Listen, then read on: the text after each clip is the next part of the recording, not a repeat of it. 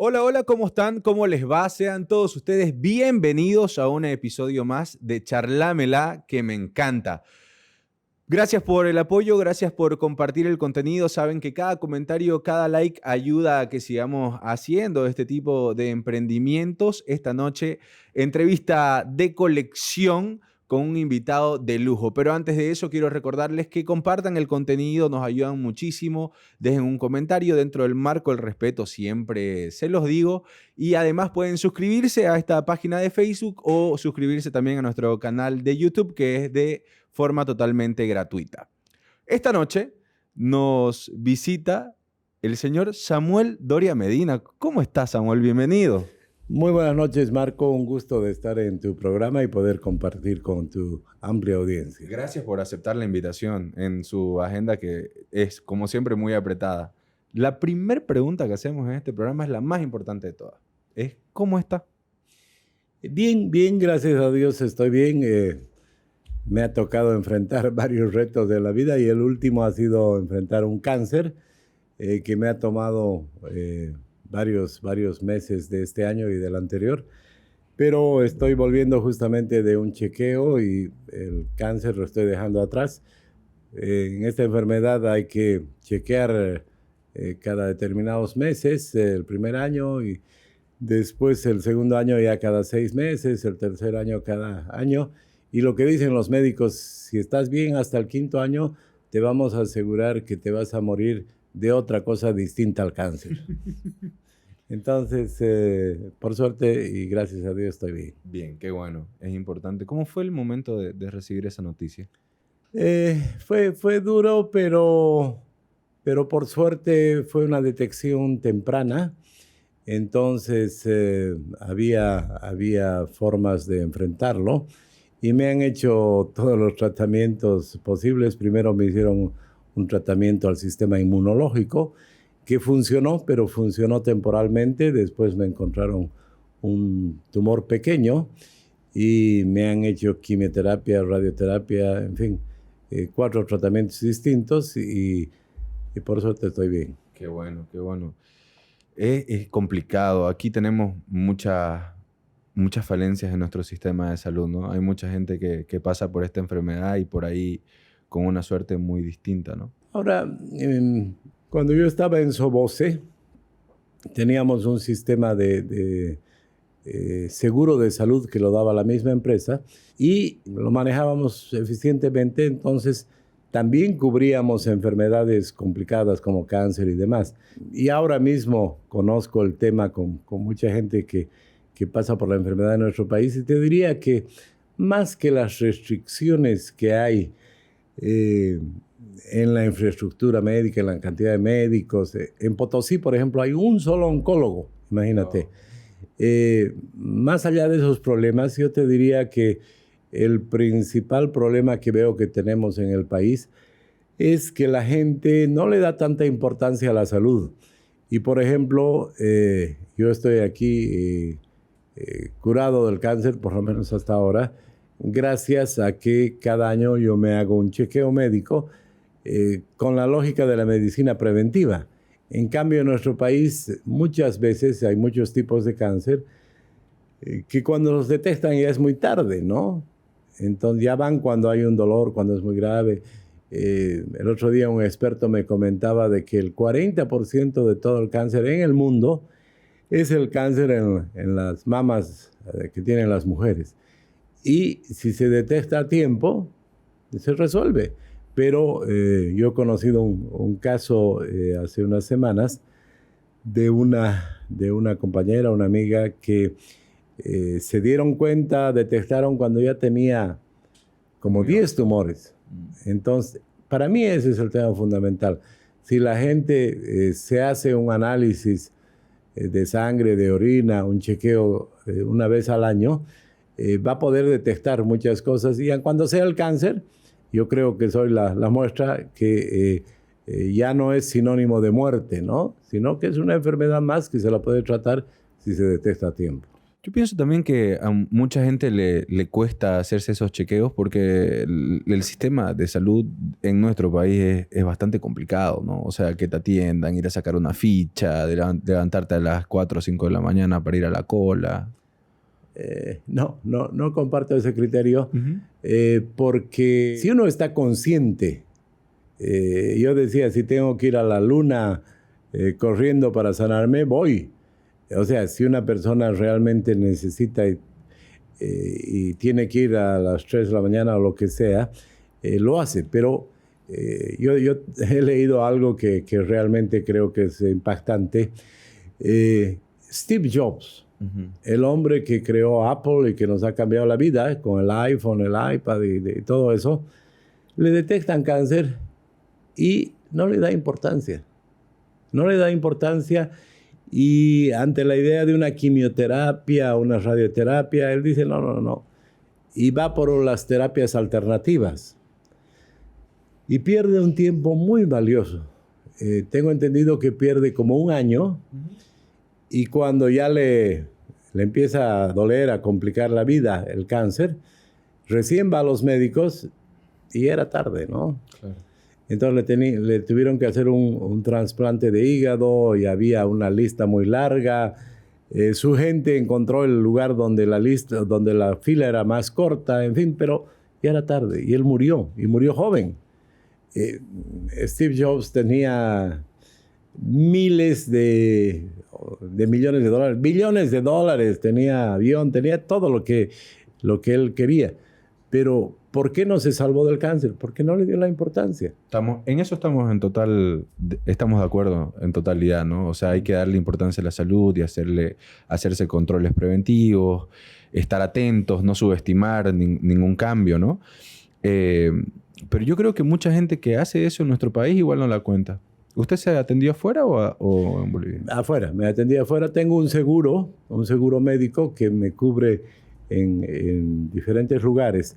Pero insisto yo en mi tema.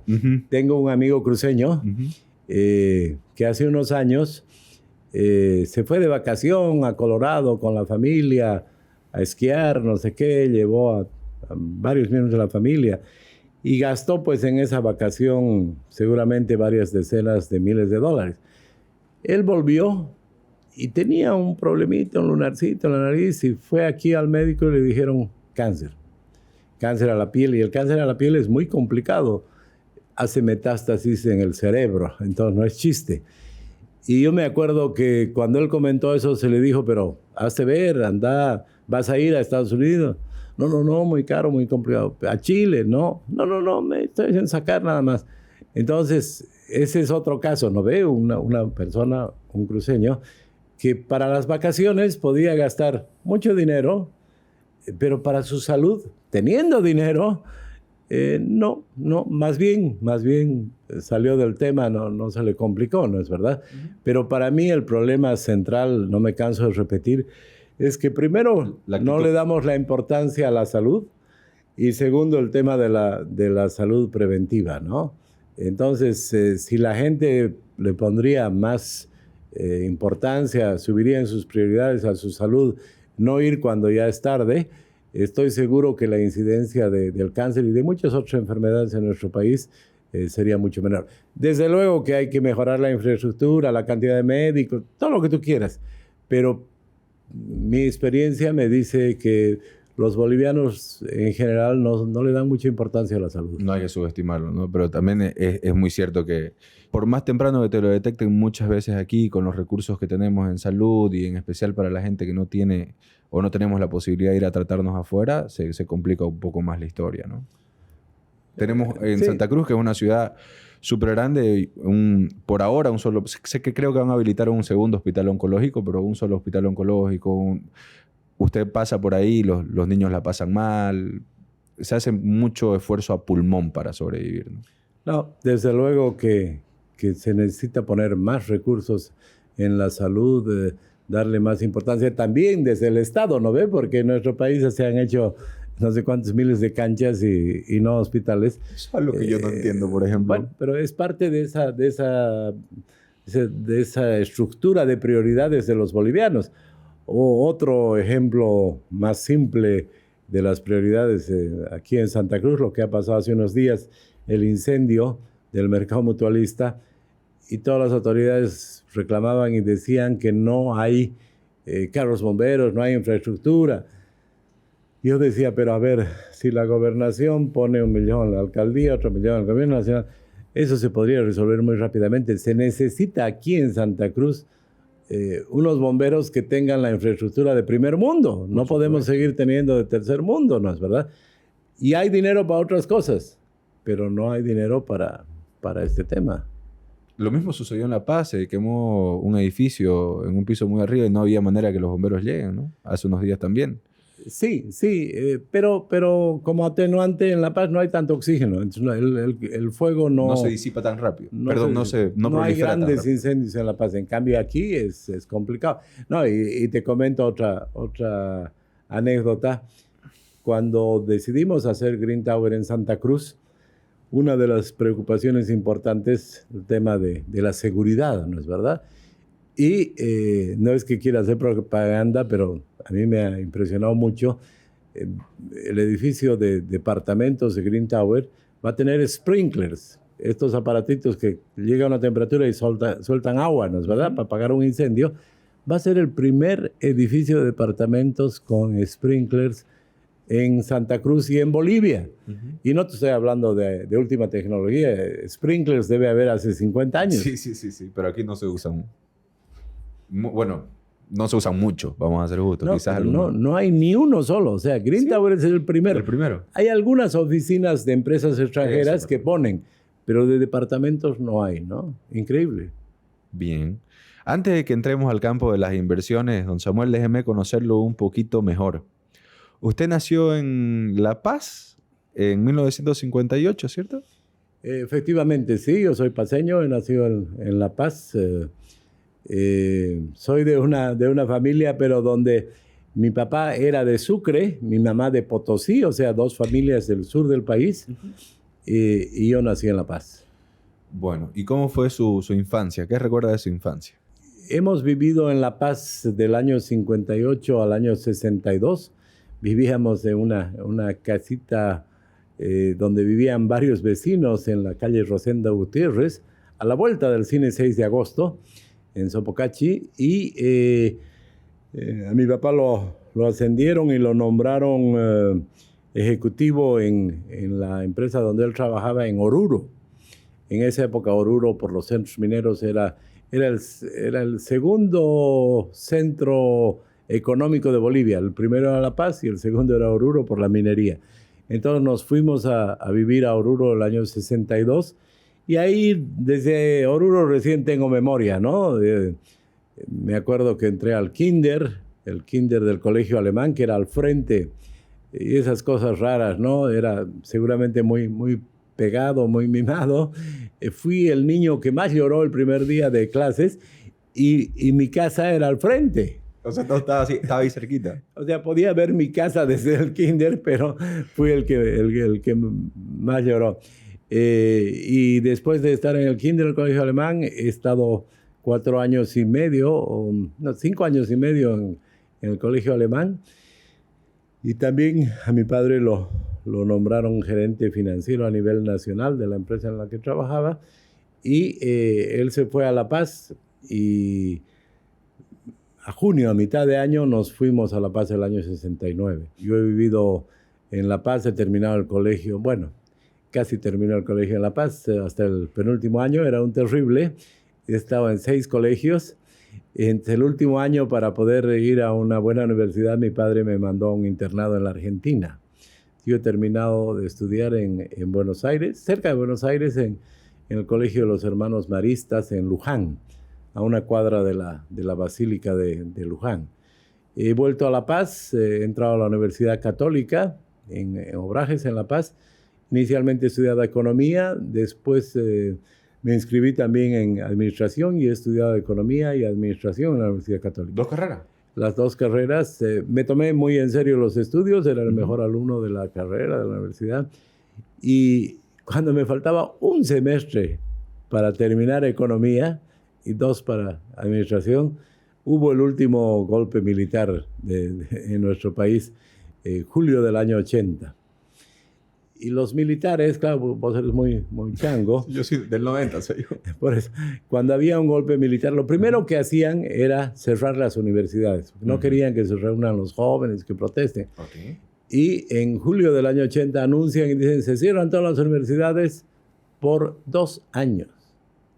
Imagínate, a mí me faltaba un semestre, creo que 4 materias.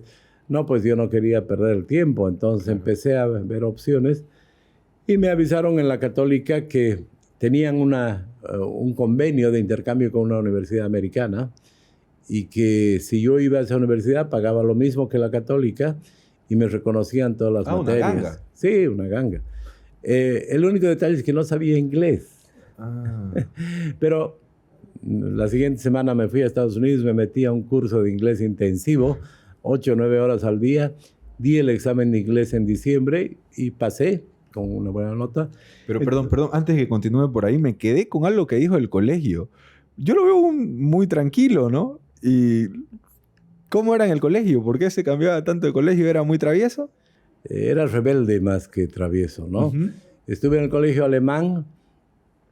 Mis propios padres no le veían mucha perspectiva al tema del idioma alemán. Entonces, cuando fui a La Paz, esos 6 meses estuve en un colegio muy pequeño, el colegio irlandés católico, en Sopocachi, y ya el año 70 entré al colegio La Salle, en La Paz. Estuve unos años en el colegio La Salle, no logré engranar con el resto, tenía muy buenas notas, era uno de los mejores alumnos. Mis hermanas y una cuñada que teníamos era amiga de los curas jesuitas. Entonces venían muchas veces a la casa los curas jesuitas, charlábamos, curas de izquierda, y uno de ellos alguna vez me dijo, ¿por qué estás en La Salle? Muy tradicional, ¿por qué no vienes a San Calixto? Y me empecé a interesar y efectivamente me fui a San Calixto. No al San Calixto de la zona sur, sino al San Calixto de arriba, que llamamos en La Paz, en la parte más tradicional. Entonces estuve varios años en el Colegio San Calixto y por mi rebeldía algún año me quisieron poner condiciones para inscribirme. Y mi mamá no aceptó las condiciones porque no era razonable, ¿no? ¿Rebeldía en qué sentido? ¿Era discutir con los profesores? En parte eso, pero en el Colegio San Calixto permitían fumar a los de último curso. Y me acuerdo que el padre Benedito, que era el principal, llamó a mi mamá y le dijo, dicen que su hijo fuma. ¿Pero y qué? ¿Lo han encontrado fumando? No, pero tiene que firmar un compromiso. Mi mamá dijo, no, pues, o sea, por chismes, absurdo. Porque además a otro compañero lo encontraron vendiendo droga y le dijeron, la próxima llamamos a tu casa. Vendía marihuana. Entonces mi mamá le dijo, al que vende, le encontraron con las manos en la mano, vendiendo marihuana, le dice, la próxima a tu casa. Y usted dice que alguien lo ha visto fumar cigarrillo de tabaco a mi hijo y quiere que firme un compromiso. No es aceptable. Claro. Entonces, claro, no había muchos colegios. Me acuerdo que me fui a un colegio en Obrajes y para el último año ya con la idea de ir a una universidad, me fui a la Argentina y terminé interno en Luján. ¿Qué recuerda de sus padres? Mi padre era un hombre muy trabajador, tiene una historia muy interesante. Mi abuelo murió volviendo a la guerra del Chaco y mi padre tuvo que dejar el colegio. Mi padre no era ni siquiera bachiller y buscó un trabajo y el único trabajo que consiguió un joven de 15 años en los años 30 fue el de boletero de un cine. Mi padre trabajó muchos años de boletero de un cine y fue aprendiendo temas contables, administrativos. En los años 40, el año 43, se enteró que en una empresa importante, la Casa Grace, buscaban un ayudante de contabilidad. Dio examen y entró a una empresa muy importante y fue avanzando. Y a los 35 años de trabajar en esa empresa, lo nombraron gerente nacional financiero. Tuvo el mérito de ser un autodidacta y con su propio esfuerzo empírico, llegar a la cúspide de su área en la empresa, ¿no? ¿A él le heredó usted el talento para los números y los negocios? Mi padre era muy bueno con los números, efectivamente. Y mi padre era muy directo, muy claro. Me enseñó muchas cosas de las que sé. Mi mamá era el complemento. Mi mamá era más poeta, diría yo. Leía mucho. En fin, entonces era un complemento que había entre los dos, ¿no? Y claro, además, yo he tenido, han fallecido ya 2 de mis hermanas, 6 hermanas mayores. Entonces yo soy el 7º hijo en una familia de 7 y claro, contaban que mi padre buscaba un hijo hombre porque tenía hermanas mujeres y su padre no tenía hermanos, entonces iba a perder el apellido de parte de su familia. Entonces mi padre buscaba un hijo hombre y tuvo 6 hijas mujeres hasta que llegué yo. Wow. O sea, adulado. Fue adulado. Sí, no puedo negar que era adulado. ¿A quién se parece más usted de su papá y su mamá? No físicamente, en carácter. Yo creo que me parezco a ambos, ¿no? O sea, sí, mi padre era muy, muy lógico, muy cartesiano, muy directo, no daba vueltas, pero muchas cosas también de parte de mi mamá que he heredado, la lectura y varias otras cosas, ¿no? Entonces somos pues una síntesis de ambos. ¿Recuerda algún consejo de su papá? Mi padre fue un hombre que tomó así decisiones muy importantes en la vida que fueron claves, ¿no? Por ejemplo, comentan, es muy conocida la historia de que esta empresa, la Casa Grace, decide irse de Sudamérica porque la habían nacionalizado en el Perú y en Chile.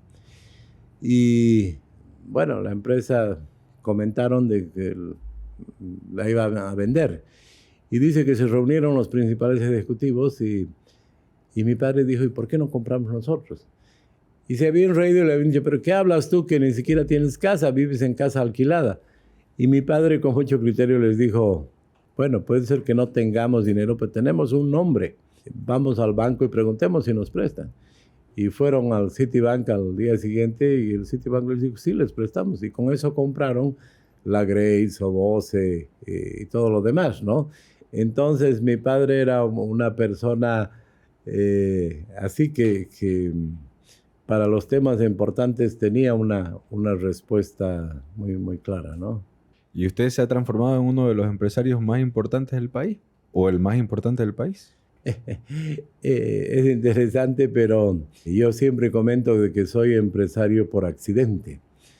Yo he estudiado, y también en la parte de universidades, he estado en varias universidades, ya no por travieso ni rebelde, pero yo estudié Economía y Administración en la Católica, terminé en Estados Unidos Economía y hice una maestría en Londres, Inglaterra. Yo tomé la decisión de ir, me aceptaba en cualquiera, tenía muy buenas notas, porque dije, si he estudiado en Bolivia, en Estados Unidos, y ahora veo Europa más, voy a tener una visión más amplia de la economía del mundial, del mundo, ¿no? Claramente, con lo que yo había estudiado, si usted me pregunta en qué es mi maestría es en finanzas públicas. Yo en algún momento entre economía y administración en Estados Unidos elijo la economía. Hago una maestría en finanzas públicas. Entonces, yo me he preparado toda mi vida de estudiante para el desarrollo para el sector público. Pero resulta que yo vengo a Bolivia y Soboce estaba muy mal. Mi padre tenía un pequeño paquete de acciones y ya estaban perdiendo la empresa. Decide mi padre con su socio hacer un cambio y le dice, ¿por qué no hacemos que entre la nueva generación? Y ellos que manejaban Soboce, mi padre le dice, ahora que mi hijo maneje Soboce y tu hijo maneje la Casa Grace. Y acuerdan eso. Entonces, yo francamente entré a Soboce y dije, 1 año resuelvo todo, y en 2 salgo y me dedico al sector público. Y me equivoqué porque me quedé 25 años en Soboce, ¿no? Pero como te digo, toda mi preparación, mi vocación es más por la macroeconomía que por la microeconomía, ¿no? Pero efectivamente me ha tocado hacer una de las industrias más importantes del país y después otros emprendimientos, la hotelería, los bienes raíces, he hecho películas también. Gastronomía. En fin, gastronomía, sí, Burger King, en fin. Entonces, pero si vos me preguntas qué hubiera querido hacer yo, trabajar en la parte pública, ¿no? En el desarrollo del país. Bien. ¿Cuál es el secreto? ¿Cuál es el secreto? No, pues no te lo voy a dar, ¿no? No, yo te diría de que es una pregunta que muchas veces me la han hecho. Y yo digo, la mitad de la explicación para hacer emprendimientos exitosos es la educación. O sea, si vos que debes estar con MasterChef todo el día en tu cabeza, si vos quieres ganar el MasterChef, Ajá. tienes que saber cocinar, ¿no ve? Claro. Bueno, si quieres hacer un gran emprendimiento, tienes que saber de administración, Ajá. de economía. O si quieres ganar un premio de música, tienes que saber de música, ¿no ve? Entonces, lo mismo, para hacer emprendimientos exitosos, yo digo, la mitad de la explicación está dada por la educación. Eso es muy importante. Y la otra mitad tiene que ver con trabajar duro. Creo que eso es clave. No hay emprendimiento exitoso donde uno trabaje 2, 3 horitas. Yo te comento como anécdota, de los 25 años que he estado en Soboce, cerca de 20 años, yo iba todos los domingos a la fábrica. ¿Por qué? Porque una fábrica de cemento tiene que trabajar día, noche, sábado, domingo, feriados, Navidad, Año Nuevo. Es continuo el trabajo. Entonces, en la semana hay gerentes, hay auditores, hay de todo. Pero en la noche hay un pequeño grupo del turno o el fin de semana. Entonces yo sabía que tenía que generar un ambiente de control de manera tal de que funcione también perfectamente la empresa el fin de semana, en la noche. Entonces de repente se me ocurría y me iba a la fábrica a 2 horas de la ciudad de La Paz y llegaba y me aseguraba que todo estaba en su puesto y demás. Y lo mismo el fin de semana, ¿no? O el feriado. Entonces yo iba y bueno, ya sabían de que yo iba a aparecer cualquier rato. Entonces todos cumplían su trabajo, porque además había un turno que tenía que trabajar toda la noche y se les pagaba por eso, entonces tenían que cumplirlo, ¿no? Entonces, por ejemplo, ese aspecto de dedicarle al trabajo. Y también el tema de estar atento a lo que quieren los consumidores, ¿no? En fin, son un conjunto de factores, pero que hay que trabajar duro, hay que trabajar en equipo. Yo trabajo en equipo, valoro a mis colaboradores y yo digo siempre, y pese a que he hecho emprendimientos muy importantes, siempre sigo trabajando con humildad, ¿no? Sigo diciendo por favor, sigo diciendo gracias y trabajando en equipo porque sé que un equipo de varias cabezas piensa mejor que una sola cabeza. Y seguimos haciendo una serie de emprendimientos exitosos y seguramente vamos a hacerlo todo el tiempo que Dios nos deje en este mundo trabajando en equipo. ¿Es usted el empresario más importante del país? No sé cómo se podría medir eso, ¿no? Hay otros empresarios que han acumulado mucho más riqueza, recursos, que yo. Lo que a mí me parece interesante es de que el otro día me dieron un premio por empresario del año. Todos se acordaron de que hace 20 años esa misma institución me dio ese mismo premio. Entonces, o sea, yo sigo trabajando Hace 20 años. Hace 20, 21 años me dieron por Soboce, porque Soboce estaba en su mejor momento. Ahora me han dado el premio por Green Tower en La Paz. Entonces, o sea, mis temas, mis emprendimientos, yo creo en el emprendimiento, en los emprendedores y lo aplico, ¿no? Y creo que ese es el camino para salir adelante, para que diversifiquemos la economía, para que los jóvenes con su imaginación, su creatividad puedan resolver. El siglo XXI es el siglo de los emprendedores, ¿no? ¿Es difícil ser Samuel Doria Medina? don Samuel? ¿Es difícil ser rico en este país? No, porque para mí eso no es importante. Un punto interesante es de que yo no ando muy preocupado en el dinero, y después de mi secuestro, menos. O sea, he aprendido a valorar la familia, he aprendido a valorar muchas cosas más importantes que el dinero, y por lo tanto no me preocupa, no me veo como un tipo, yo digo, no soy como Rico Maspato que tiene felicidad o llega al clímax tirándose a una piscina de billetes. No, para mí la satisfacción está en la generación de trabajo. Para mí los momentos más felices son cuando algún colaborador viene y me comenta o me invita a que se ha comprado una casa y que la va a inaugurar, o que me comenta o me invita a la graduación de su hijo que ha estudiado en una universidad privada, y puede ser un obrero, ¿no ve? Un obrero muchas veces ha sucedido que su hijo ha terminado una carrera en una buena universidad. Entonces, eso para mí es la mayor satisfacción, ¿no? No debe ser fácil de todas maneras porque usted es muy público, la gente sabe que es un empresario exitoso, ya pasó por un secuestro, entonces no debe ser tan fácil ser usted, eso pensaba yo. O sea, ¿tiene seguridad, por ejemplo, usted?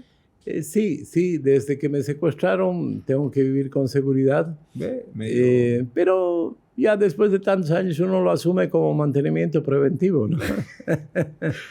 Pero tiene que invertir en su seguridad, digamos, ¿no? Sí. Es necesario. Sí, tengo seguridad. Pero, como te digo, no me ha llegado el éxito empresarial ayer. Son más de 20 años que he hecho emprendimientos importantes. Entonces ya tengo una forma de hacer las cosas, una rutina, un equipo de trabajo. Entonces, desde ese punto de vista, no es difícil, es muy cómodo, yo me divierto. Parezco muy serio, pero con la gente con la que trabajo nos divertimos trabajando, ¿no? Qué bueno. ¿Cuál es de sus emprendimientos, cuál ha sido la niña de sus ojos de sus emprendimientos, el favorito? Bueno, depende del tiempo, ¿no? O sea, no es que haya un favorito permanente. Tengo un proyecto en el que invierto mi tiempo, mis desvelos y demás, pero llega un momento que ese proyecto se culmina y ya no es tu preocupación, ya tienes que pasar la posta a los que lo van a administrar y demás, supervisar, pero ya no es motivo de tu principal preocupación, ¿no ve? El último proyecto importante que hemos culminado ha sido Green Tower en La Paz, que es la construcción más importante en el país, 40 pisos hacia arriba, 6 hacia abajo, última tecnología, una serie de elementos que van a cambiar la forma de construir en nuestro país.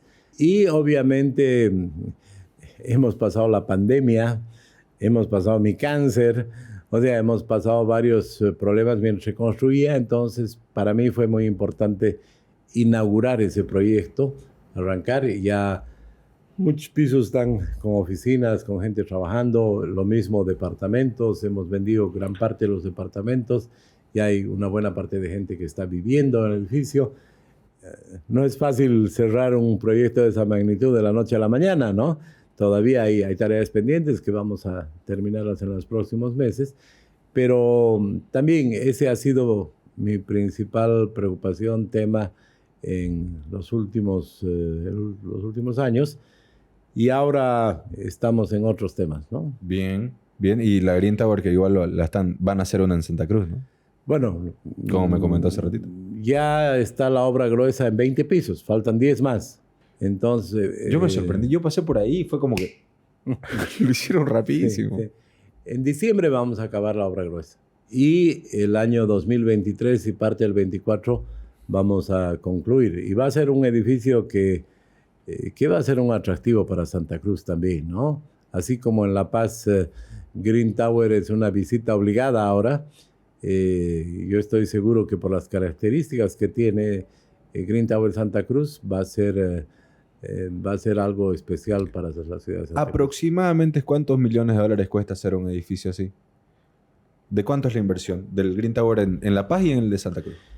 En La Paz la inversión es de $50 millones. En Santa Cruz es más porque en La Paz es una sola torre de 46 pisos. Ujú. Es un terreno más pequeño. Aquí en Santa Cruz es un terreno casi el doble que el de La Paz. Ujú. Y como en Santa Cruz no se puede construir hacia abajo porque el agua está muy cerquita, los primeros 4 pisos son parqueos y una torre es de oficinas y la otra es de departamentos. Entonces, no tengo las últimas cifras todavía, pero la inversión de Santa Cruz es mayor que de La Paz. Qué loco. ¿En qué momento dijo, ¿en qué momento detectó la necesidad de invertir en el sector inmobiliario? ¿En qué momento dijo, bueno, voy a hacer un edificio en La Paz y voy a hacer uno en Santa Cruz? Yo siempre comento de que uno de mis principios para no complicarte la vida, para hacer cosas exitosas que funcionen en Bolivia, es no trabajar con el Estado. Nunca le vendía yo cemento al Estado. Por suerte el Estado siempre licitaba obras y las empresas que hacían las obras eran los que compraban. Entonces, yo creo que Sobose, una de las razones por las cuales pudo crecer y tener la magnitud que tiene hoy en día, es por eso, ¿no? Porque no tenía nada que ver con el Estado. Entonces, después, cuando se acaba la etapa Sobose y comienza una nueva etapa, yo digo, a ver, ¿qué vamos a hacer? ¿Dónde vamos a invertir? Pero nada que ver con el Estado. Y la construcción, por suerte, uno obtiene una autorización del gobierno local y no tiene mucho que ver con el Estado, ¿no ve? No tiene que ver si uno hace las cosas bien y demás. Entonces, decidimos invertir en bienes raíces. Es una buena inversión, es una... si vos inviertes, aun cuando tardes un poco más en vender, siempre se va valorizando. Claro. Entonces, Con el desde paso ese del punto de vista, es una buena inversión. Y además, en nuestro país no se había hecho una construcción de calidad, ¿no? Fue interesante, pero cuando terminamos el proyecto de La Paz, vamos a los bancos y se pide financiamiento. Y un poco, no es sin exagerar, pero hubo una disputa entre los bancos que yo quiero más, yo quiero financiar, en fin. Un poco se podía decir en sentido figurado que se pelearon por financiarnos el proyecto y en algún momento se les preguntó ¿por qué tienen tanto interés? Y ellos son los que nos dijeron es que este es un proyecto completamente distinto a todo lo que hay. En La Paz hay muchos edificios, muchas construcciones, pero no hay de un nivel de departamentos o oficinas como encuentras en Nueva York o en Buenos Aires, en Río, en París. Y claro, con la última tecnología, con las características que se tiene, y lo mismo y mejor hemos hecho en Santa Cruz. Por ejemplo, en Santa Cruz, me van a matar porque vamos a presentar recién, pero en los garajes de Green Tower Santa Cruz, vos vas a poder cargar tu auto eléctrico. Buenísimo. Poco a poco van a ir aumentando la cantidad de autos eléctricos, y en este momento, si vos tienes un auto eléctrico, no puedes cargarlo en tu parqueo, ¿no ves? Claro. Pero hay 2 lugares, creo, en todo Santa Cruz para cargarlo. Bueno, pero no en los parqueos, ¿no? Claro. En cambio, en Green Tower Santa Cruz vas a poder dejar tu auto que se cargue mientras tú estás trabajando o comprando, lo que sea. Entonces, el hecho de poder construir cosas modernas de primer mundo nos ha resultado porque mucha gente decía, pucha, el precio es más elevado de lo que hay, pero vale por lo que nos están dando, ¿no? Bien, entonces la clave para que un negocio funcione en Bolivia es no hacer negocio con el Estado. Una de las claves. No, es que yo conozco tantas historias de empresas que han trabajado con el Estado que no les pagan, les pagan tarde, mal y nunca, quiebran. Tengo un amigo constructor en Santa Cruz que se pegó un tiro por las deudas, en fin. ¿Es mucha presión? Es complicado. Sí, es... ¿Usted alguna vez ha tenido mucha presión sobre los hombros? Yo soy muy ordenado, muy disciplinado, entonces tomo previsiones, pero desde luego que hay momentos difíciles, ¿no? ¿Hay algún negocio del que se haya arrepentido o que le haya salido mal? No, desde luego hay negocios donde hemos salido rápido, pero en general hemos corregido los problemas y y en todos los negocios que hemos estado somos líderes, ¿no? Por ejemplo, en las hamburguesas. Parecía una locura hace 20 años traer Burger King cuando había McDonald's, pero competimos con McDonald's y hoy en día Burger King es la empresa más grande de comida rápida en Bolivia. ¿Por qué Burger King sí se pudo quedar y McDonald's no? ¿Cómo se adaptó Burger King más rápido? Es una historia interesante porque han hecho una serie de historias, novelas que son falsas, pues yo las conozco bien. Resulta que McDonald's estaba perdiendo plata en el mundo. Sus acciones no daban dividendos, perdían. Y tanto así que lo votan a su presidente. Viene el nuevo presidente y en la primera reunión dice, se acabó, no se puede perder más. Todos los países donde se está perdiendo, sale. Pero, ningún pero, sale. Y uno de los países donde estaban perdiendo era Bolivia.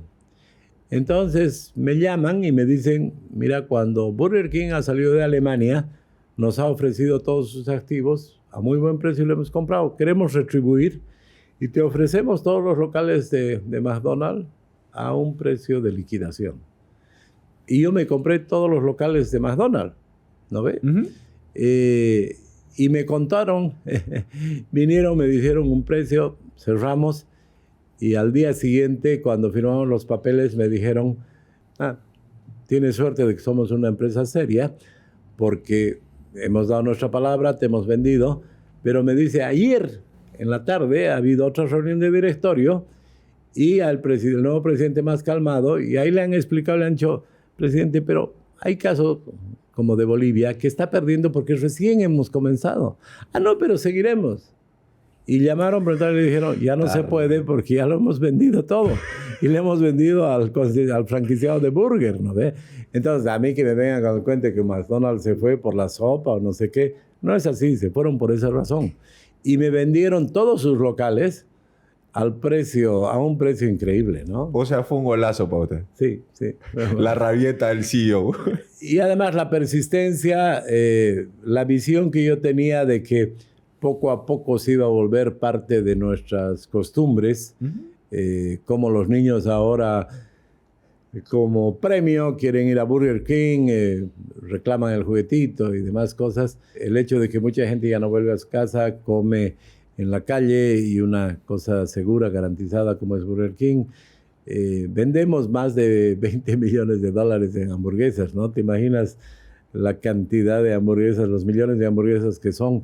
Y la satisfacción que tengo es que al principio todo era importado y ahora todo es nacional. Sí. La hamburguesa nos vende Fridosa. El pollo nos vende Imba. Las papas que teníamos que importar. Hay 2 fábricas ya en Cochabamba que hacen las papas igualitas que las importadas y nadie se ha dado cuenta, ¿no ve? Las verduras, el pan localmente, en fin, absolutamente todo lo compramos. Entonces tiene un efecto multiplicador muy, muy interesante, ¿no? Y trabajan más de 500 jóvenes en Burger King, en los 18 restaurantes que tenemos en La Paz, en El Alto, en Cochabamba y principalmente en Santa Cruz. Qué buena, que ese es el ejemplo más claro de cómo no desaprovechar una oportunidad, ¿no? Se abrió la oportunidad, la tomó y McDonald's no se animó a volver tampoco. No. Ya tenía usted todo el mercado. Estaba leyendo sobre usted y vi que usted elaboró el primer estudio sobre la economía informal en Bolivia. Efectivamente, hicimos un estudio y después yo seguí investigando y publiqué un libro que se llama La economía informal en Bolivia, que fue el libro más vendido el año 1986. Es muy interesante el tema porque yo creo que a partir de esa época, lo interesante es que primero sale La economía informal en Bolivia y después el siguiente año sale Hernando de Soto en el Perú, con ese trabajo del otro sendero, de la economía informal. Entonces se vuelve una discusión nacional, internacional. Tuvo un impacto muy interesante porque hasta la publicación de ese libro como que se ignoraba la economía informal y el Banco Central hacía sus cuentas nacionales como hacen en Suiza, ¿no ve? Y aquí, por ejemplo, la coca no se consideraba en las cuentas nacionales. Y a partir de ese año el Banco Central incorpora la producción de la coca en la parte agrícola y el impacto que tiene en la economía, ¿no? Y bueno, en nuestro país la economía informal es más importante que el resto de la economía y por eso muchas veces es difícil entender cómo pasan muchas cosas en la economía formal y hay exceso de dólares en nuestro país porque el contrabando, la coca y sus derivados, en fin, una cantidad de actividades generan mucho más dólares que la economía formal, ¿no? Claro que sí. Y además los contribuyentes en impuestos son, la cantidad es mucho menor que en la economía formal que en la informal, digamos. A ver, la gran mayoría de las personas que producen dinero en este país no pagan impuestos. Efectivamente, pero la economía informal en las economías desarrolladas se caracteriza por no pagar impuestos. Uh-huh. Pero en una economía como la boliviana, la economía informal va más allá de eso, ¿no? Por ejemplo, la economía informal para amplios sectores de la población es una estrategia de sobrevivencia. O sea, no es que no pagan impuestos para ahorrar. No, tienen una actividad tan básica como el campesino que llegaba del norte de Potosí y vendía limones en las calles de La Paz, ¿no es verdad? Él no está vendiendo limones para evadir impuestos. Claro. Él está vendiendo limones, se está incorporando a la economía con un producto que es muy fácil hacerlo porque una bolsita de limones debe costar, no sé, pues 3, 4 pesos al por mayor y él debe ganar unos cuantos pesos vendiendo esos limones, ¿no ve? Entonces, y es también una forma de ingresar a la economía. Alguna vez hemos visto cuál es el recorrido y veíamos que en La Paz llegaba la gente de las provincias, primero era vendedor ambulante, vendía lápices o dulces o limones. Si le iba bien y crecía, tenía un puestito en el mercado. Si le iba bien ahí, tenía una tiendita y así, hacía un recorrido y cómo ingresaba a la economía y en algún momento se formalizaba, ¿no? Uh-huh. Entonces, la economía informal tiene varios componentes. Tiene el componente de los que no pagan impuestos. Hay inclusive en la economía informal componentes de empresas formales que entran a la informalidad para no pagar impuestos. Para evadir. Y bueno, y está también el amplio sector de la economía ilegal, uh-huh, donde se genera un excedente a partir de actividades ilegales, ¿no? ¿Usted cree que se debería hacer un ajuste en ese sentido en el país en la función de impuestos nacionales? O sea, que deberían contribuir algunos sectores. No hay duda que puede ser que nos tome varios años, muchos años, pero tiene que irse formalizando la economía. Ahora, yo soy de la idea de dar incentivos, ¿no? Por ejemplo, no puedes pedirles que paguen impuestos. El ejemplo de Santa Cruz nuevamente, ¿no ve? ¿Quién les va a ir a exigir que paguen impuestos a los gremiales del mercado mutualista que cuando hay un incendio el Estado no tiene la capacidad de apagar el incendio y se les queman todas sus pertenencias? O sea, tienes que pensar que si le cobras impuesto, tienes que también darle a cambio alguna cosa. En algún momento se analizó un proyecto muy interesante de empezar a incorporar ciertos sectores de la economía, decirles ya, tú pagas un monto no muy grande mensual al Estado y gracias a eso vas a tener atención médica. Entonces ahí están el derecho y la obligación juntos.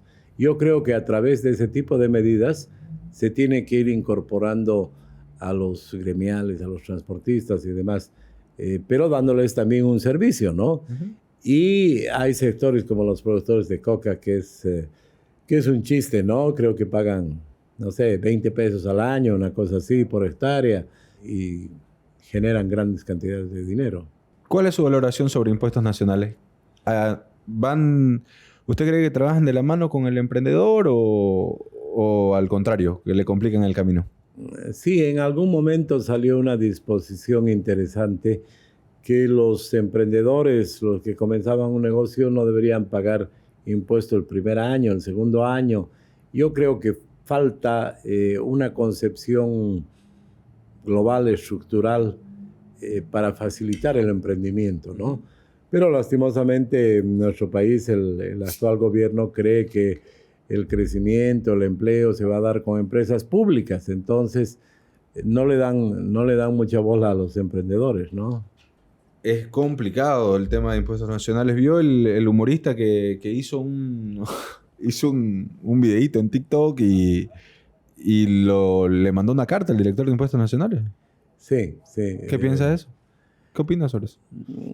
Pues también yo creo que es el ambiente que se vive en nuestro país, que se cree que si la prensa o alguien hace una crítica, ya es un enemigo del gobierno, ¿no?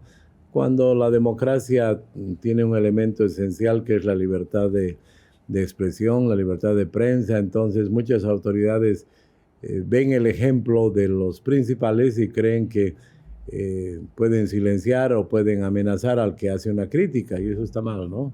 Ahora, pasemos a otros temas. Pasemos a otros temas, porque yo le decía a usted cuando llegó, podríamos hacer 2, 3 programas tranquilamente con todo lo que le ha pasado en su vida, don Samuel. Cuando mencionó al principio lo de su secuestro, no quise ahondar mucho más. Pero, ¿qué recuerda de esos días? Es una de las etapas más duras de la vida. Yo siempre decía de que es una situación tan especial que es como si te hubieran enterrado vivo, ¿no? Porque para comenzar no tienes comunicación, y después lo ratifiqué. Mucha gente pensaba que estaba muerto. Entonces mi esposa era como viuda ya, mis hijos como huérfanos, y tú, claro, estás ahí cerrado, incomunicado, sin saber si vas a contar la historia o no. Entonces es una historia o es una situación muy complicada, muy difícil, como si te hubieran enterrado vivo, ¿no? Y a mí me enterraron vivo 45 días. ¿Cómo fue ese día? ¿Cómo lo secuestran? Era el 1 de noviembre. Yo acostumbraba a quedarme en mi oficina hasta la medianoche. Yo tenía un chofer, y ese día salí a las 11:30 más o menos de mi oficina, con la idea de irme a mi casa. Salí de mi oficina, dimos la vuelta al Manzano y íbamos por la misma ruta todos los días. Uh-huh. Y fuimos por una ruta en La Paz que está bastante oscura, o que era bastante oscura, desprotegida. Yo estaba hablando por teléfono y había celular, y de repente sentí que nos chocaron de atrás y me di cuenta que el auto de adelante paró. Entonces nos encajonaron y se bajaron, no sé, pues 10, 12 personas con uniforme militar y con armas, ametralladoras, armas de grueso calibre. Bueno, yo vi que no podíamos escapar, ¿no es verdad? Entonces, más bien mi chofer era un hombre medía 1,95, corpulento. Él quiso pelear. Yo le dije, no, David, calma, no hay nada que hacer. Entonces yo abrí el seguro, me sacaron, me amarraron las manos atrás, los pies, me pusieron una funda de almohada en mi cabeza y me levantaron y me metieron en una movilidad, como en no una maletera, como en la parte de atrás de una vagoneta, ¿no? Uh-huh. Y tenía una ametralladora que me golpeaba, porque se notaba que la persona que tenía la ametralladora estaba nerviosa. Entonces me iba golpeando con la ametralladora en mi cabeza, y yo decía, miércoles, ni me muevo, porque me muevo por ahí se le escapa un tiro, ¿no? Entonces me llevaron, yo sentía que iba a un lado, a otro lado, me estuvieron dando vueltas un rato y me llevaron a un domicilio. Llegué a ese domicilio, me metieron a un cuarto muy pequeño, seguramente de poco menos de 2 metros por 1, y había solamente espacio para una cama pequeña y una silla, era todo lo que había. Y había una apertura que era así de pequeña, porque cuando me pasaban un plato de comida, no pasaba la apertura, tenían que ponerlo el plato y se echaba a veces un poco la comida en diagonal para que pase. Y bueno, estuve ahí, pero como soy una persona ordenada, me armé una rutina también, ¿no? Me despertaba, me pasaba un bañador con agua, me lavaba, y rezaba. Después de rezar hacía mis ejercicios, me daban un desayuno muy ¿Qué simple. comía? Té con galletas de agua me daban, un jarrito de té con galletas de agua. Eh, y después ya más adelante hacía una evaluación, una especie de recuento de cómo estaba la situación. Y ya llegaba a mediodía, me daban algo de comer, me daban durante los 45 días arroz. Solo arroz. Arroz con alguito, arroz con un poquito de sardina, arroz con un pedacito de carne, arroz con un huevo, pero todos los días arroz. Y el primer día el arroz era fresquito, rico, pero el quinto, sexto día era guardado, ¿no? Eran unas bolas duras de arroz, pero bueno. Y en la tarde también tenía mi rutina y evaluaba, rezaba, en fin, hacía mis ejercicios y pensaba mucho, ¿no? O sea, utilizaba mi mente mucho, recordaba cosas, hacía cálculos y me daba fuerzas a mí mismo también, ¿no? Yo me acuerdo de que cuando ya estaba seguramente el día 40 ahí a oscuras, hice el siguiente cálculo y dije, a ver, tenía 37 años. Y yo decía, tengo 37 años. Mi papá tenía 74, el doble. Entonces yo dije, 37, por lo menos voy a vivir otros 37 años. 37 años por 12 sale un número bonito, es 444, 444 meses de vida. Entonces decía, bueno, si voy a vivir 444 meses más, he estado un mes aquí, puedo estar 2, 3, 4, no es ni el 1% del resto de mi vida, ¿no ve? Entonces así ya quedaba con fuerzas para aguantar, porque después del primer mes era duro, ¿no? Ese tipo de cosas, y planificaba, ¿no? Si salía, qué iba a hacer, qué no iba a hacer, en fin. La única manera de ocupar mi mente era pensando hacia atrás, hacia adelante, recordando cosas.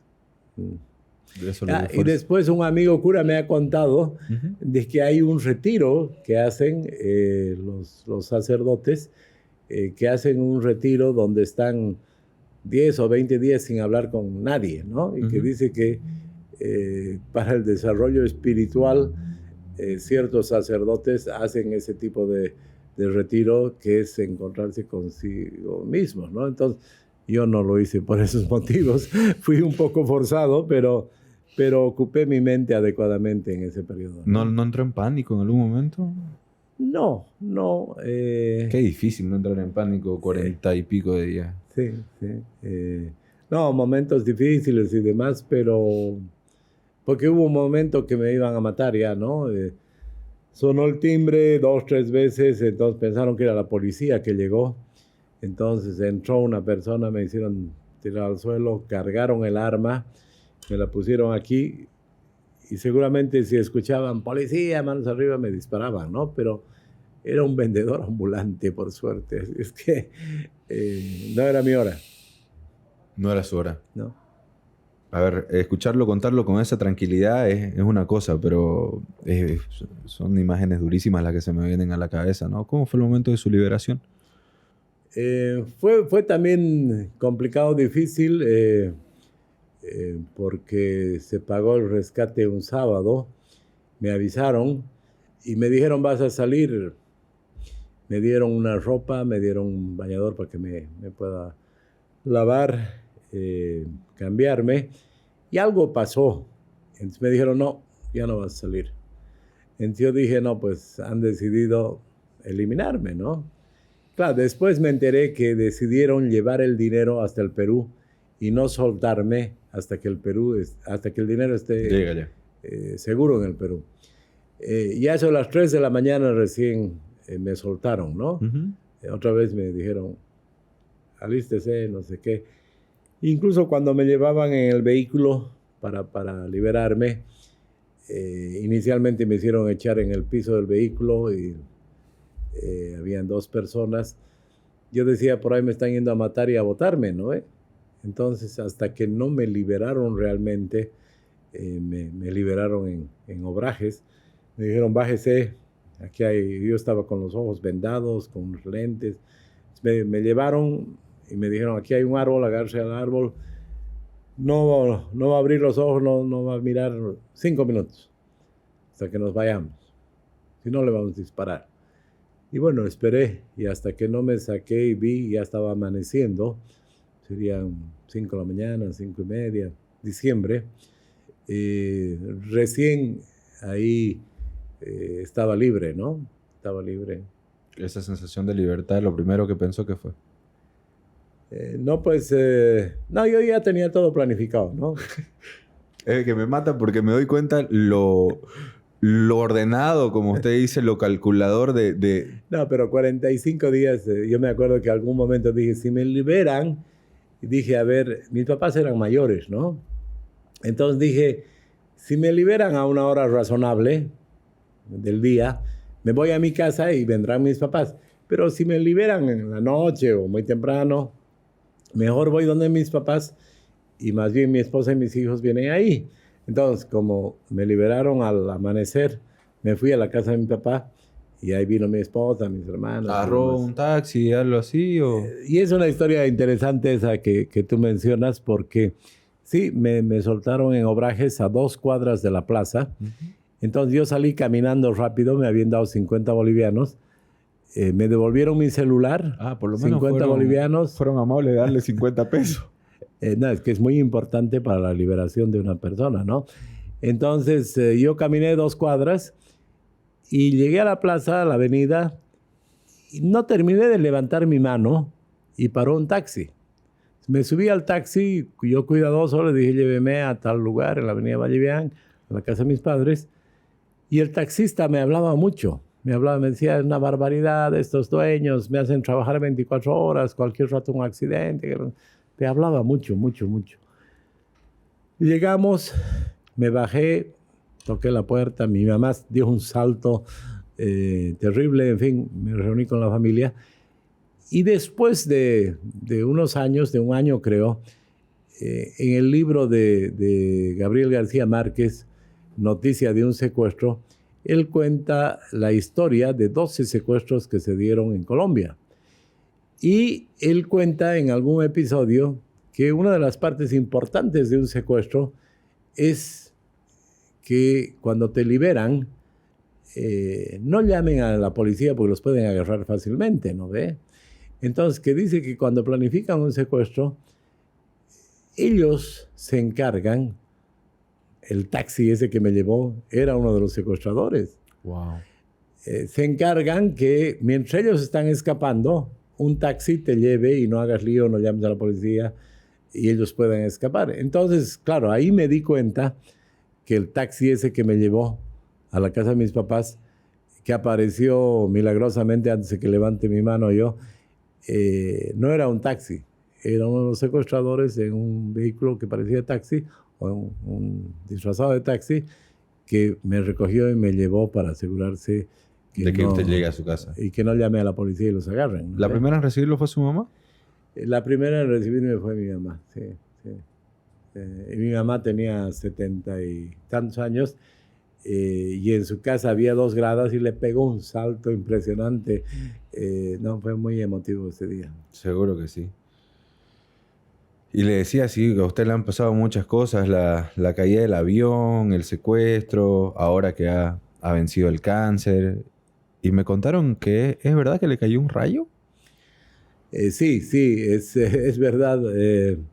No me cayó directamente a mí, pero me quemó, me dejó sordo muchas horas y demás. Y es una historia muy, muy interesante porque tiene un significado y yo siempre digo, es la explicación de que las cosas no ocurren por casualidad. Uh-huh. El hermano de mi abuela era Cecilio Guzmán de Rojas, el que aparecía en el billete de 10 bolivianos, un pintor muy conocido en el siglo XX. Y mi mamá era una de las sobrinas aduladas de Guzmán de Rojas. Entonces mi mamá tenía la idea de que iba a haber otro gran pintor en la familia. Entonces vivíamos en Oruro y hubo un concurso departamental de dibujo nacional. Me inscribieron. Yo fui al concurso, hice un dibujo y bueno, gané el concurso. Y yo estaba ilusionado con el premio, como todo niño, ¿no? Más que el significado de ganar un concurso, sino que era el premio. Y fue una gran decepción porque cuando me entregaron el premio eran un par de zapatos de goma amarillos, que además me ponía y me transpiraban los pies porque no tenía ninguna ventilación, mal olor de una goma, muy primitivos los zapatitos. Pero bueno, en esa época yo tenía un solo par de zapatos, entonces mi mamá me hacía usar esos otros zapatos. Ujú. Y un día yo estaba volviendo a mi casa y comenzó una lluvia muy fuerte y yo me refugié en la esquina, en un lugar que no llegaba mucha agua, y de repente un estruendo terrible. Sentí que me quemé, se quemó mi pelo, me quedé sordo muchas horas y era un rayo que yo lo vi a 1 metro, ¿no? El calor además impresionante. Y claro, me recuperé un poco, me fui a mi casa, llegué, y le conté a mi mamá y mi mamá fue la que se dio cuenta. Los zapatos te han salvado. Claro, si yo no hubiera estado con los zapatos de goma, sino con mi otro par de zapatos de suela, hubiera pasado la electricidad y hubiera quedado un polvito nomás, ¿no? Entonces, sí, eso me pasó en Oruro en los años 60. Wow. ¿Usted tiene mucha buena suerte o mucha mala suerte? Pero, a ver, ¿quiénes pueden contar que han salido vivos de tantas? Número uno, y segundo, lo que hablábamos al principio de la entrevista, tener éxito en tantos emprendimientos y demás, no creo que sea fruto de mala suerte, ¿no? Sí, pero también que le pasen tantas cosas es como... yo no sé a cuántas personas en el mundo, don Samuel, han caído en un accidente de avión, lo han secuestrado, le ha caído un rayo. Este debe ser, yo no sé si único en ese sentido. Y además un empresario exitoso está tocado por la varita mágica. Bueno, claro, cuando yo comento a los jóvenes sobre los emprendimientos y los éxitos, yo les digo, no crean que en la vida todo es color de rosa, todo es éxito. Hay problemas, uno se encuentra con desafíos, pero... y yo les digo, y no significa que a ustedes los van a secuestrar o se van a caer de un avión, pero les van a pasar cosas que no tienen que desanimarse, que tienen que continuar. Si tienen un buen emprendimiento, que tiene mercado, están haciendo las cosas correctas, bien hechas y demás, no tienen por qué rendirse. Y yo creo que es eso, ¿no? Es más la filosofía de vida de no rendirse nunca. Si usted tuviera que aconsejar a un pequeño empresario que está comenzando, ¿cuáles serían los 3 primeros consejos que le daría? Además del que ya comentó, que por supuesto hay que prepararse y educarse para lo que uno quiere hacer, ¿no? A ver, yo creo que el principal elemento para hacer un emprendimiento exitoso es poder ser un gran observador. No tanto tener muchos títulos, sino ser un buen observador para detectar necesidades que tiene la población que uno pueda satisfacer, ¿no es verdad? Por ejemplo, a mí me impresionó mucho el relato de este joven que ha hecho esta empresa Open English, que él decía, mi emprendimiento no es nada novedoso, porque se enseña inglés hace cientos de años, pero yo me puse a pensar de que en Estados Unidos y en el mundo hay mucha gente que necesita aprender inglés, pero no puede ir pues a una academia de 9 a 12 o de 2 a 6, porque tiene que trabajar. Entonces, el chiste, la novedad de su emprendimiento es que él da cursos de inglés y usted puede, o cualquier persona puede tomar a las 4 de la mañana o a las 12 de la noche, y es impresionante el éxito que ha tenido, ¿no? La última vez que he leído, él decía que tenía 100,000 alumnos cada día, y cada hora creo que cobraba $5, o sea, $500,000 por día de ingresos. Una cosa tan simple como enseñar inglés, pero a través de las redes, a través de un sistema que uno puede entrar a cualquier hora. ¿Cuál es la genialidad de ese emprendimiento? Satisfacer una necesidad de la población. Entonces, si uno encuentra una necesidad que puede resolverla adecuadamente, ponerle un precio, tener una ganancia, ya tiene un emprendimiento. Todo lo demás uno podrá contratar, ver, pero encontrar un mercado, una necesidad para satisfacer, es el tema fundamental para un emprendedor, ¿no? Ahora, yo les digo a los jóvenes que por suerte es una buena noticia, no hay que comenzar con mucho dinero, con gran emprendimiento. Los emprendimientos más exitosos siempre comienzan pequeños. Entonces, si funciona bien un emprendimiento pequeño, uno tiene toda la vida para crecer, ¿no? Y tercero, yo diría de que sí, hay que ponerle ganancias desde el principio y calcular muy bien los costos, los precios, porque he visto excelentes emprendimientos, pero que no les han dado importancia a los precios, a los costos, y termina el mes y deben dinero. Ahí se acaba el emprendimiento, ¿no? Entonces son esos temas que yo vengo hablando con miles de jóvenes en todo el país, en las universidades, en institutos técnicos, porque estoy absolutamente convencido de que el camino es pues la creatividad, el esfuerzo, el trabajo. Yo no soy de la idea de hacer cualquier macana y que los abogados lo arreglen, o de conseguirte un auto chuto. No, yo soy de la filosofía del trabajo, de la responsabilidad del emprendimiento, y he demostrado que haciendo las cosas por ese camino se puede tener éxito, ¿no? Cuando yo entré a Soboce, Soboce valía 1. Cuando yo salí de Soboce, Soboce valía 600. Entonces, eso es que ha aumentado el valor 60,000%. O sea, con las restricciones, los problemas, los impuestos, en fin, con todas las cosas que hay en nuestro país, yo he demostrado que se puede hacer industrias de nivel mundial. Y se puede hacer edificios, se puede hacer todo a nivel mundial. Entonces, por eso es que yo creo que el camino adecuado es ese, el del trabajo, el del sacrificio, el emprendedor, el emprendimiento. Yo creo que usted también tiene la particularidad de imaginarse todos los escenarios posibles. Bueno, pero eso lo puede hacer cualquiera, ¿no? Requiere de visión y de anticiparse un poco. ¿Por qué vendió Soboce, por ejemplo? Porque primero yo veo los emprendimientos como tales, no me encariño. Muchos me reclaman, me dicen, ¿cómo has vendido tu auto tan lindo? Sí, pero ya cumplió su función, o sea, yo no me encariño de los autos o de las empresas, ¿no ve?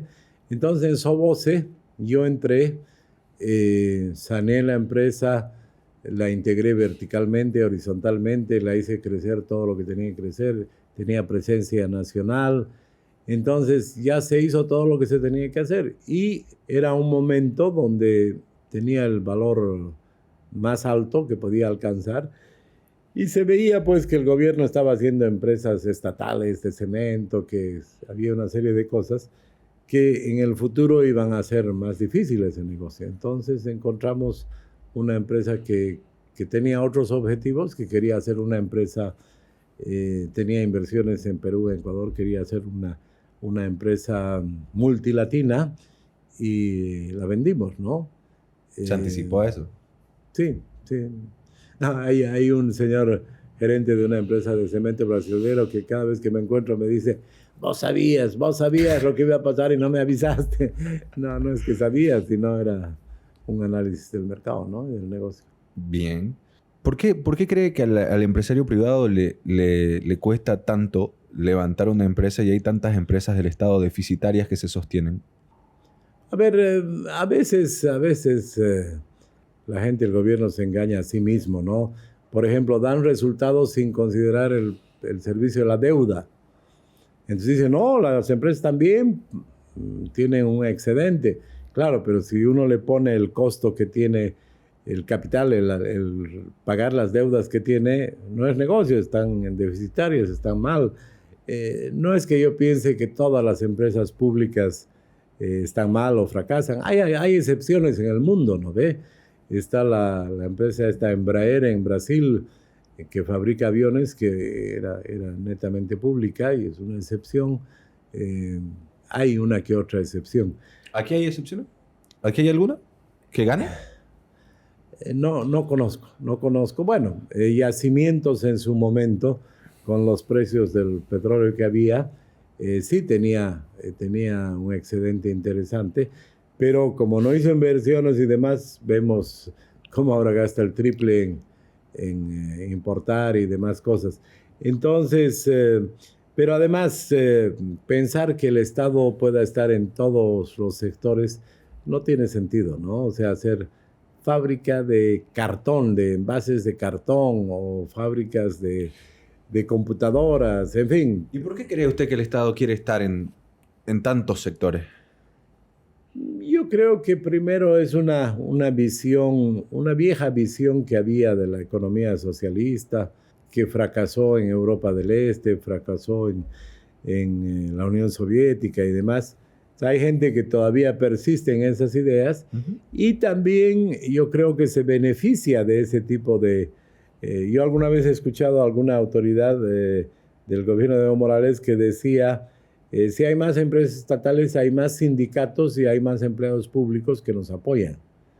Ese tipo de cosas, ¿no? Y no querían emprendedores porque no va a haber sindicatos y no va a haber gente que nos apoya. Entonces, y también la degeneración de la empresa pública, donde utilizan para sacar el excedente, para asaltar el Estado, ¿no?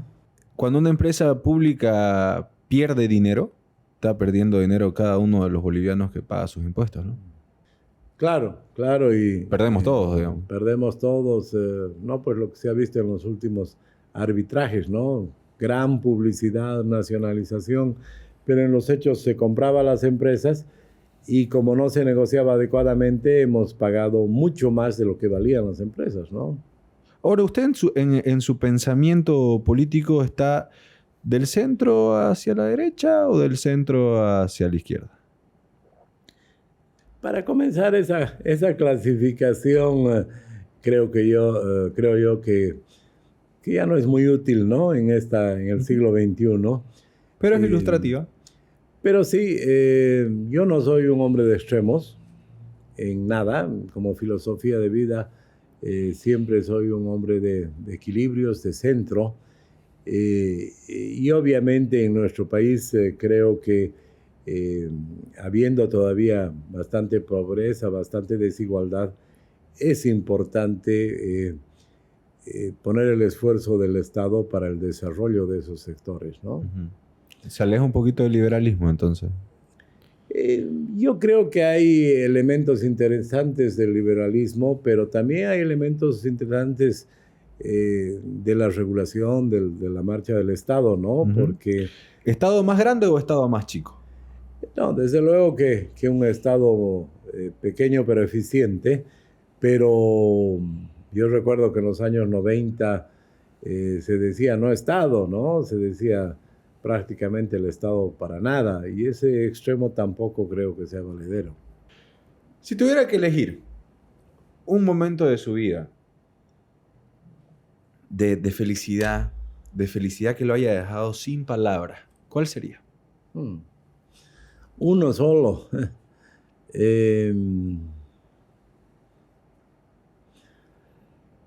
Tal vez no hay duda de que una de las mayores satisfacciones te las dan los hijos, ¿no? Entonces, mi hija mayor, tengo una hija mayor y 4 hijos hombres. Todos mis hijos me han dado satisfacciones, pero sí, el momento en que mi hija sale profesional, por ejemplo, para mí fue un momento muy importante, ¿no? Bien. ¿La presidencia es una asignatura pendiente para usted? Yo he entrado en política no con la idea de un cargo, ¿no ve? Yo creo que en nuestro país, a diferencia de lo que puede ser una persona que nace en Suiza o en Alemania, puede hacer su vida y olvidarse de lo demás, porque hay un Estado organizado, hay una sociedad que apoya a los desvalidos y demás, pero en nuestros países yo creo que tenemos que contribuir a resolver los grandes problemas. Y en nuestro país la democracia no está consolidada, Entonces, yo creo que hay que contribuir. Y yo creo que tengo ciertas habilidades en esta lógica del esfuerzo, el trabajo, el emprendimiento. Sé cuál es esa forma de trabajar, sé cómo generar trabajo. Entonces, sí, si se puede contribuir al país, lo voy a hacer. Pero a estas alturas ya no veo como tener una obsesión en algún espacio, ¿no? Pero le gustaría. ¿Le gusta? Porque lo que me ha contado en toda la entrevista es que usted tiene esa vocación de... Sí, no hay duda. Pero bueno, eso ya no depende de uno, ¿no? O Claro. sea, porque yo creo que de alguna manera en el país hay dos caminos, ¿no? Uno, el camino que hemos vivido en los últimos años, donde la educación no se valora, dicen que hay que cerrar las universidades, donde el trabajo no es lo importante, donde las leyes no son importantes. Ese es un camino claro, el dinero fácil, que yo creo que nos ha mostrado y nos ha asustado a los que no pensamos así. Esta entrevista que hacía esta señora Galinda, una niña en el Alto, que decía, ¿qué quieres ser cuando seas grande? Y decía, quiero ser narco. O sea, hay una cultura en nuestro país un poco que muestra que ese es el camino a recorrer. Yo estoy en la vereda del frente y creo que la educación es fundamental, donde yo veo que es fundamental el esfuerzo, el trabajo, el emprendimiento, que se puede salir adelante por ese camino, respetando las leyes, teniendo valores, no el dinero fácil. Entonces, si en algún momento el país se cansa de este otro camino que estamos viviendo, yo creo que en esta otra vereda yo soy uno de los que más conoce ese camino y lo vengo haciendo a lo largo de 30 años de mi vida. Desde luego, si el país ve que ese es el camino adecuado, yo estoy ahí, ¿no? Pero no depende de una campaña, no depende de lo que uno quiera, sino depende de lo que quiera hacer el país. Si el país quiere seguir por este camino, difícilmente uno puede participar, ¿no? ¿Qué país es un ejemplo para usted a seguir para Bolivia? A mí me gusta mucho el Uruguay, por ejemplo. En cuanto a su modelo económico, ¿por qué? Sí, porque Uruguay es un país donde hay impuestos razonables, todos pagan sus impuestos, pero es un país que atrae a inversionistas de muchos otros países por las irracionalidades que hay, donde la educación, la salud es una prioridad para el país, donde no hay grandes diferencias. Es increíble, es un país que tiene 3,5 millones de habitantes. Tengo entendido que 90% viven en las ciudades, pero tiene una gran producción agrícola, ¿no? O sea, alguna vez he escuchado que ese pequeño país de 3,5 millones produce alimentos para 10 millones. O sea, 3 veces lo que necesita. Entonces es un gran exportador. Me gusta el Uruguay, porque incluso sus gobiernos de izquierda, de derecha, tengo amigos uruguayos que me decían, en el Uruguay, los derechos humanos, la justicia, todos reconocemos que está encima de todo. No importa de qué partido seas, no importa de qué lugar seas y demás, todos en Uruguay tenemos claro que se respetan los derechos humanos y se respeta la justicia. En todo lo demás podemos tener distintas opiniones, pero no importa si eres de izquierda o de derecha, los derechos humanos, la justicia se respeta.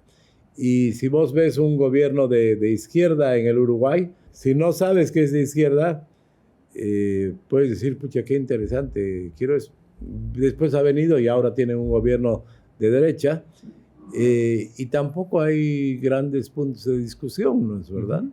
Entonces, para mí uno de los países que más me gusta, que si podríamos llegar en lo que me resta de vida en los próximos 20 años a tener los indicadores, a ser como Uruguay, me moriría tranquilo. Wow. Tengo una sección para hacer con usted, ya estamos cerrando la entrevista, se llama ¿Qué piensa de? Yo le voy a dar un par de nombres y usted me puede decir en más de 2 palabras, no necesita ser breve, qué piensa de. ¿Ok? ¿Qué piensa de Evo Morales?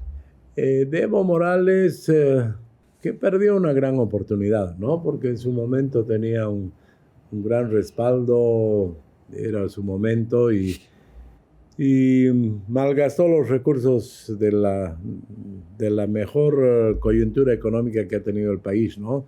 Se la farreó en canchas de fútbol. ¿Qué piensa del presidente Luis Arce? De Luis Arce veo de que es una persona más racional en cuanto a su visión del Estado, pero lo que me preocupa es de que tiene esa misma lógica de amigo-enemigo, ¿no? Cuando en la política la lógica es el adversario. En el deporte, en la política hay adversarios, no enemigos, pero me preocupa cómo el presidente ve a los que no piensan igual que él como enemigos. ¿Qué piensa de Luis Fernando Camacho? Uy, creo que Luis Fernando tuvo una gran tarea el 2019, pero después no creo que tomó las decisiones más adecuadas, ¿no? Creo que representa todavía a los cruceños, a la cruceñidad y demás, pero en cuanto a gestión, por ejemplo, yo he escuchado a varios amigos cruceños que dicen estamos empezando a extrañar al anterior gobernador por la gestión, ¿no? En la anterior gestión había una política clara, el tema de la salud, el tema de las provincias. Ahora no está claro cuál es el rumbo que toma Santa Cruz en la parte pública, ¿no? ¿Qué piensa de Johnny Fernández? Johnny. Johnny ya ha sido alcalde, ya lo hemos visto actuar. Él es como una hojita que va por donde va el viento, ¿no? ¿Qué piensa de Samuel Doria Medina? Bueno, yo creo que los demás podrán calificar a Samuel Doria Medina, ¿no? Yo soy un boliviano que creo en Bolivia. Todo lo que tengo lo tengo en Bolivia. He logrado que prácticamente todos mis hijos, con una excepción, estudien, sean buenos profesionales y trabajen en Bolivia con la idea de que yo fui uno, ahora van a ser 5 y así vamos a contribuir al crecimiento, al desarrollo de Bolivia. Bien. Gracias por su tiempo, don Samuel. No, Espero pues, que le haya pasado bonito. Hemos hablado de todo un poco. Yo le dije, nos íbamos a quedar cortos de tiempo, pero esperemos que para una segunda temporada pueda visitarnos para que nos cuente sobre la caída del avión, para que podamos hablar un poquito más de algunas cosas de sus ideas que me gustaría saber si en caso le toca en algún momento ocupar la presidencia. Gracias por venir. un gusto también, se me ha pasado rápido el tiempo, me he divertido. Así es que cuando usted quiera. Gracias. Le iba a decir, en el TikTok le va muy bien, ¿no? No me puedo quejar, cuando comencé fui uno de los primeros, el primer político, y todos los que me criticaban ahora están en TikTok, ¿no? Y tengo varios millones de seguidores. Bien. Es un hombre con buen humor también. Sí, yo siempre comento de que a mí me tocó muy joven hacer muchas cosas. Yo fui presidente de Soboce a los 28 años, fui ministro de Economía a los 32. Entonces, claro, como era el más chango, tenía que fingir mucha seriedad y quería aparentar de más edad. Entonces, mucha gente tiene la imagen de un hombre muy serio, pero en lo cotidiano soy una persona que me divierto y muchas veces ya en los medios ya no les hago caso mucho a los que recomiendan así un perfil muy serio. Me muestro más como soy. Hace unas semanas a José Pomacuzzi le di una respuesta que me salió, ¿no ves? Claro, no estaba planificado y demás, se lo lancé. No era con interés de molestar a Jimena, por eso me he disculpado, pero así soy yo, ¿no? Se notó que fue bien espontáneo, digamos, ¿no? Bueno, Será hasta una próxima. Muchas gracias. Un placer. Gracias a usted, Marco. Un placer conversar con usted. Igualmente. Señoras y señores, hasta aquí llegamos en esta ocasión. Será hasta una próxima oportunidad. Gracias por acompañarnos en este episodio 26 de Charlámela que me encanta. No se olviden de comentar, compartir, dejar su me gusta. Y hasta la próxima. Sean felices. Chao.